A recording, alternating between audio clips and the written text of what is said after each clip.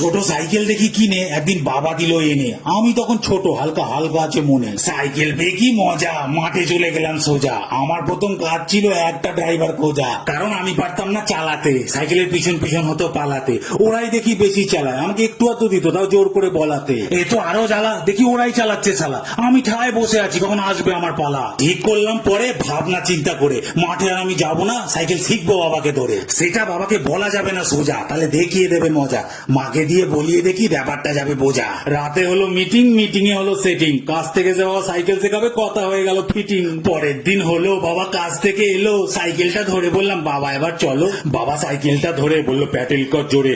একদিকে খালি হেলে যাচ্ছিলাম কিরাম একটা ঘুরে, তারপর দেখলাম ঘুরে বাবা সাইকেল দিয়েছে ছেড়ে, নিমিষেই আমি রাস্তায় আর সাইকেল আমার বুক জুড়ে। এরপর প্রায় পড়তাম ড্রেনে, কখনো বা রাস্তার লেনে, এর দ্বারা সাইকেল হবে না, বাড়ির লোকও নিয়েছিল মেনে। একদিন এরামি রাস্তায় পড়ে চারটে কুকুর দেখি ঘুরে, শটাং উঠে দাঁড়িয়ে প্যাডেল মারলাম জোরে, সাইকেল চলতে লাগলো গো সোজা, হেভি লাগছিল মজা।